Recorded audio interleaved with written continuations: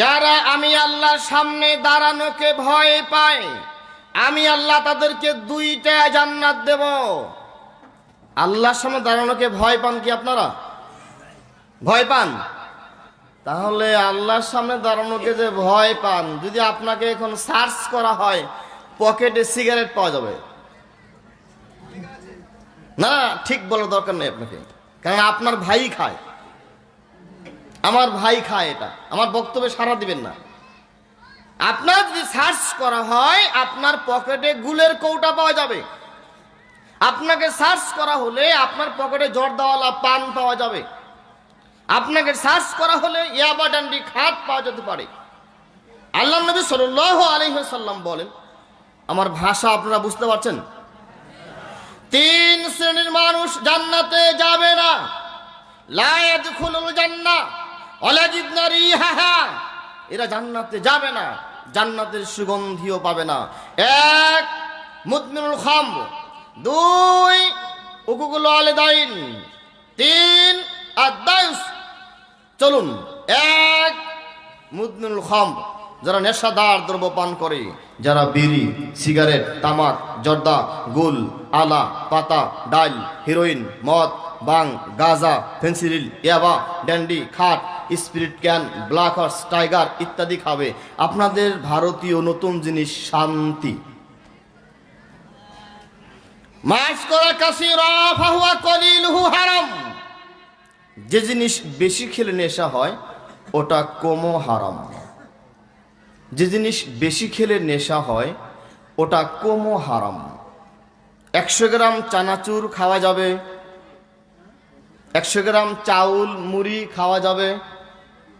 কথা বুঝতে পারেন নাই? 100 গ্রাম চিনি খাওয়া যাবে, 100 গ্রাম মিষ্টি খাওয়া যাবে, 100 গ্রাম দই খাওয়া যাবে, 100 গ্রাম জর্দা খাওয়া যাবে। কেন? কেন হবে? 100 গ্রাম চানাচুর খাওয়া যায়, 100 গ্রাম ভাত খাওয়া যায়, 100 গ্রাম মিষ্টি খাওয়া যায়, 100 গ্রাম জর্দা কেন খাওয়া যাবে না? আমার কথা বুঝতে পারছেন? চলবে কিছু সময়।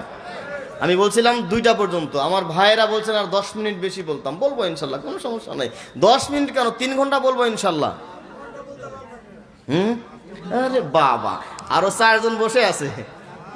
আমি ঘুমে গেছিলাম, আমাকে তুলে নিয়ে আসতো ওখান থেকে।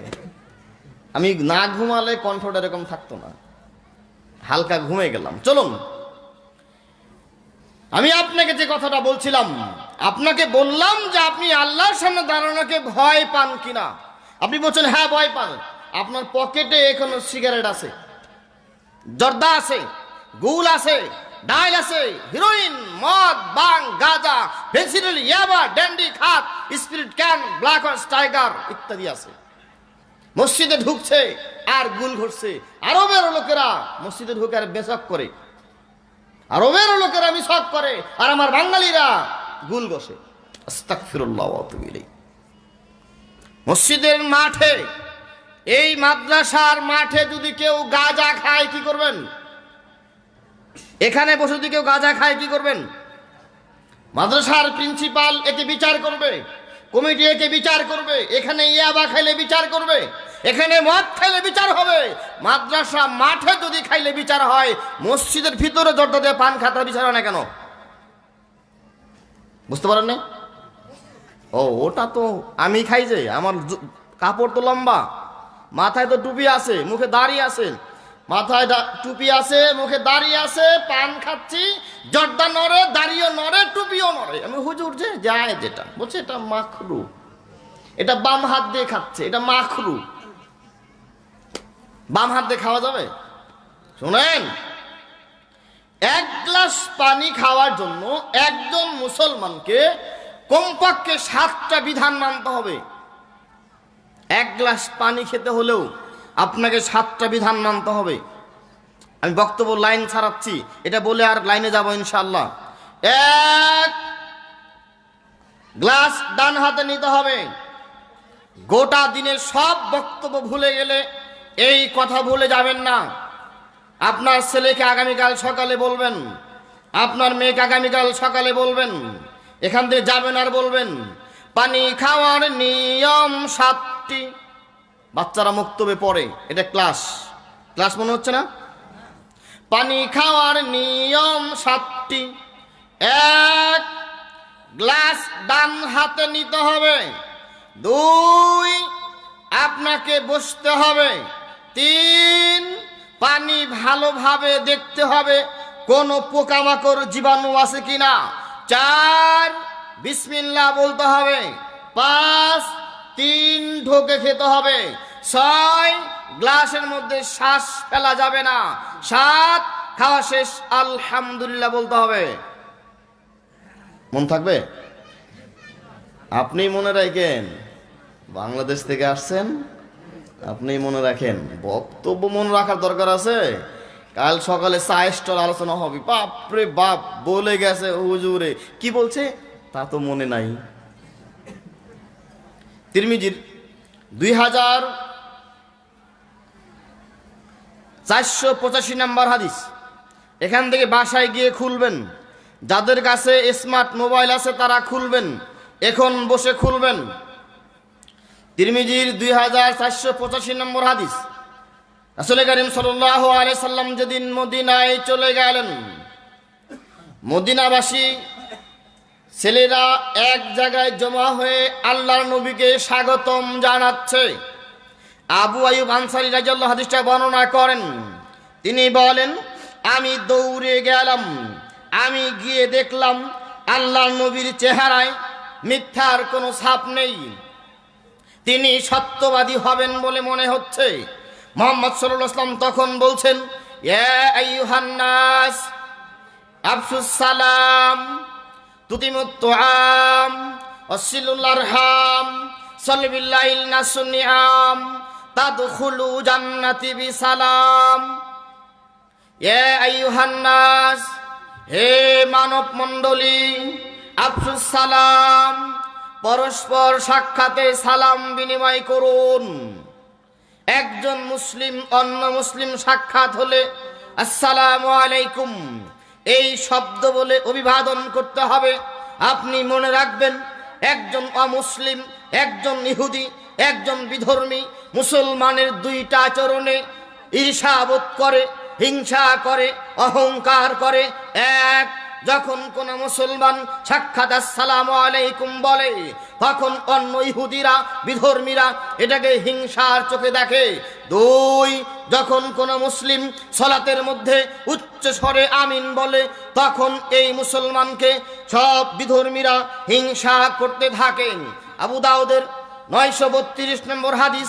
মুহাম্মদ সাল্লাল্লাহু আলাইহি ওয়াসাল্লাম বলেন, পুরো রমাজান মাস সিয়াম পালন করলে যত নেকি হবে, মসজিদে সালাত পড়তে গিয়ে একটা শব্দ বললে সমান নেকি হবে। রমাজান মাসের কয়টা সিয়াম? কথা বলছেন কেন? রাসূল করিম সাল্লাল্লাহু আলাইহি ওয়াসাল্লাম বলেন, মান সামা রমাজানা ঈমানাহ গুফিরা লাহু মা তাকাদ্দামা মিন জামবিহি। মান সামা রমাজানা ঈমান ইহতিসাবান গুফিরা লাহু মা তাকাদ্দামা মিন জামবিহি। যে ব্যক্তি ঈমানের সহিত সওয়াবের আশায় পুরনো মাস সিয়াম পালন করে, আল্লাহ তার জীবনের সব পাপ ক্ষমা করে দিবেন। আল্লাহর নবী সাল্লাল্লাহু আলাইহি সাল্লাম বলেন, যখন কোন মুসলিম সালাত পড়তে যায়, ইযা ক্বালাল ইমাম গাল মাগদুবি আলাইহিম ওয়ালাদ-দাল্লিন ক্বালু আমিন। ইযা আমানাল ইমামু ফাআমিনু। ইমাম যখন আমিন বলে তখন তোমরা আমিন বলো। তখন ফেরেশতারা আমিন বলে। ইমামের আমিন, ফেরেশতার আমিন, মুসল্লির আমিন যদি মিলে যায়, গুফিরা লাহু মা তাকাদ্দামা মিন জামবিহি, আল্লাহ মুসল্লির জীবনের সব পাপ ক্ষমা করে দিবেন। গোটা রমজান মাস সিয়াম পালন করলে যত নেকি হবে, মসজিদে সালাত পড়তে গিয়ে একবার জোরে আমিন বললে সমান নেকি হবে। ইহুদিরা বিধর্মীরা মুসলমানের দুইটা কাজে হিংসা করে। এক, যখন সাক্ষাতে সালাম দেয়। সালাম বুঝেন?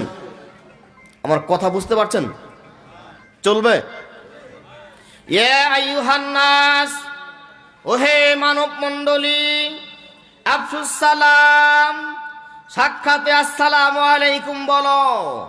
বাবা তার মেয়েকে সালাম দেবে, মা তার মেয়েকে সালাম দেবে, ভাই তার ভাইকে সালাম দেবে, ছেলে তার বাবাকে সালাম দেবে, শ্বশুর তার জামাইকে সালাম দেবে, দাদা তার নাতিকে পোতাকে সালাম দেবে। এবার ইমাম সাহেব মুসল্লিকে সালাম দেবে, সভাপতি সাহেব ইমাম সাহেবকে সালাম দেবে। এর নাম আসসালামু আলাইকুম। আন্না রাজুলান সালা, একজন সাহাবী বলছেন, আই ইসলামা খায়র, ইসলাম ধর্মে ভালো কাজ কি? কলা তুতিমুত আম, আল্লাহ নবী বলছেন মানুষকে খাবার খাওয়ানো। দুই তাকরাউস সালাম, মানুষকে সালাম দেওয়া। আলামান আরাফতাম আল্লাম তারিফ, একে চিনো আর না চিনো। তাহলে এই আমলটা করা যাবে। এখান থেকে বাসায় যাবেন আর দরজায় এরকম করবেন না, স্ত্রীকে সালাম দেবেন আসসালামু আলাইকুম।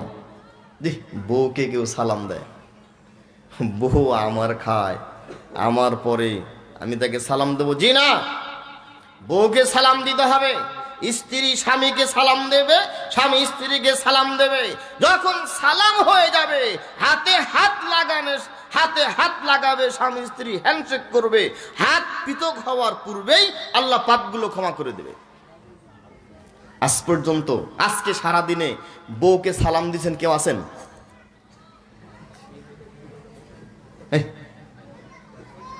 সালাম দিতে হয় মাদ্রাসার প্রিন্সিপালকে, সালাম দিতে হয় স্কুলের হেডমাস্টারকে, সালাম দিতে হয় এমপিকে, সালাম দিতে হয় চেয়ারম্যানকে, সালাম দিতে হয় মেম্বার এমএলএকে, সালাম দিতে হবে অন্য মানুষকে। আব্বাকে কেউ সালাম দেয়, শরম লাগে।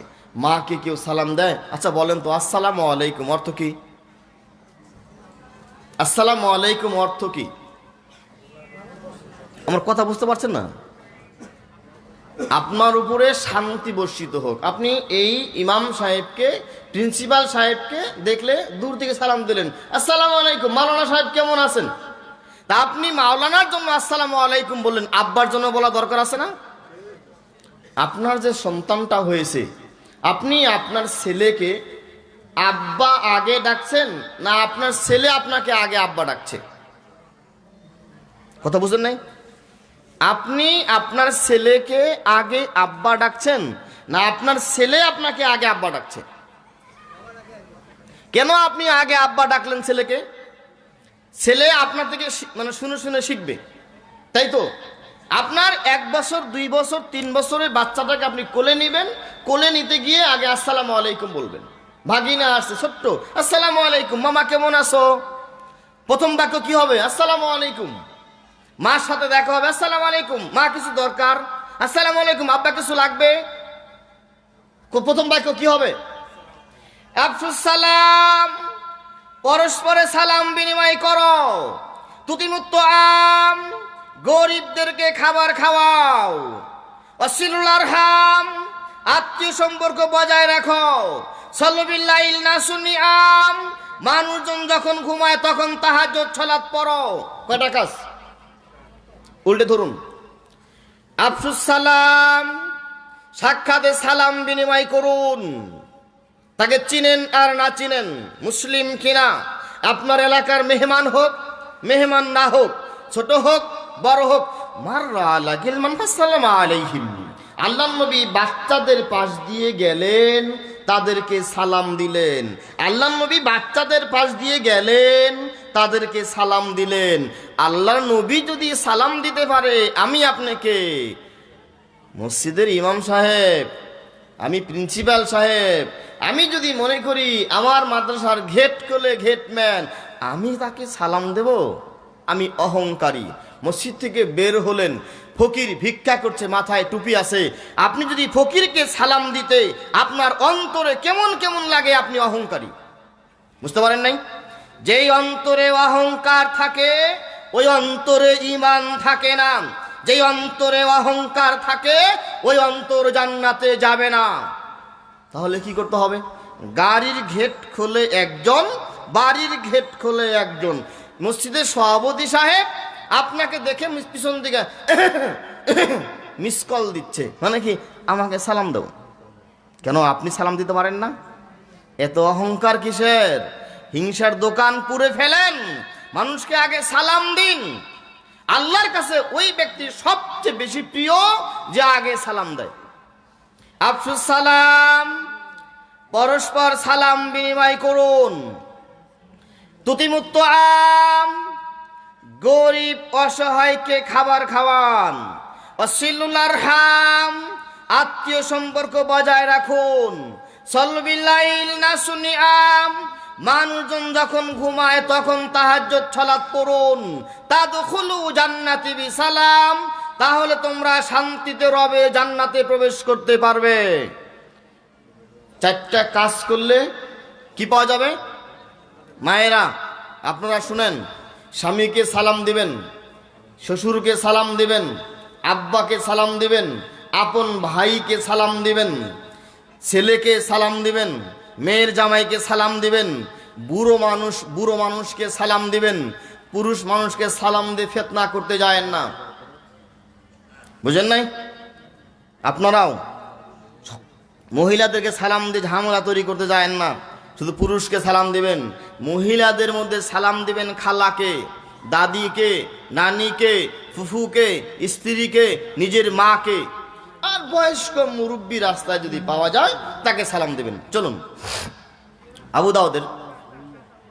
দাউদের জি, আমি বুঝতে পারিনি কি বলছেন। আবু দাউদের 4800 নম্বর হাদিস খুললেই পাবেন। মুহাম্মদ সাল্লাল্লাহু আলাইহি ওয়াসাল্লাম বলেন, মানুষ যদি 3টা কাজ করে আমি তার জন্য জান্নাতের মাঝামাঝি ঘরের জিম্মাদার। কয়টা কাজ? মানুষ যদি 3টা কাজ করে আমি তার জন্য জান্নাতের মাঝামাঝি ঘরের জিম্মাদার। 1, যে কোনোদিন তর্কে লিপ্ত হয় না, রাগ করে না, ঝগড়ায় লিপ্ত হয় না। 2, যে কোনোদিন মিথ্যে কথা বলে না, তামাশা করেও মিথ্যে কথা বলে না। 3, যে তার চরিত্রকে সুন্দর করে। কয়টা কাজ? আগের হাদিস ছিল কয়টা? 4টা। এ হাদিসে কয়টা? 3টা। চলুন উল্টে ধরি। রাসূল কারীম সাল্লাল্লাহু আলাইহি সাল্লাম বলেন, আবু দাউদ 4800 নম্বর হাদিস, 4800, মানুষ যদি 3টা কাজ করে আমি এর জন্য জান্নাতের মাঝামাঝি ঘরের জিম্মাদার। 1, যে কোনোদিন ঝগড়ায় লিপ্ত হয় না, রাগ করে না, হক হওয়ার পরেও তর্ককে পরিহার করে। সহিহ বুখারীর 6100 এই ফোনটা পাচ্ছি 6116 নম্বর হাদিস, খুললেই পাবেন। আন্না রাজুলান সালা আউসিনি ইয়া রাসূলুল্লাহ, একজন সাহাবী আল্লাহর রাসূলকে বলছেন, হে আল্লাহর রাসূল, আউসিনি, আমাকে উপদেশ দিন। ক্বালা লা তাকযাব, তুমি রাগ করো না। লোকটা চলে যাচ্ছেন, আবার ফিরে আসলেন, আউসিনি ইয়া রাসূলুল্লাহ, আমাকে উপদেশ দিন। ক্বালা লা তাকযাব, তুমি রাগ করো না। লোকটা ফিরে যাচ্ছেন, আবার আসলেন, আউসিনি ইয়া রাসূলুল্লাহ, ক্বালা লা তাকযাব, তুমি রাগ করো না। ফারাদ্দাদা মিরারা, বারবার এসে বলছেন আউসিনি ইয়া রাসূলুল্লাহ, আর আল্লাহ রাসূল বারবার বলছেন লা তাকযাব, তুমি রাগ করো না। জান্নাতে যাওয়ার একটা মাধ্যম কি? রাগ না করা। কি না করা? 2, মিথ্যে কথা না বলা, যে তামাশা করেও মিথ্যে বলে না। মোবাইলের ওজন কম হলেও এর দ্বারা মিথ্যে কথা বেশি হয়। পৃথিবীতে সবচেয়ে বেশি মিথ্যে কথা হয় মোবাইলে।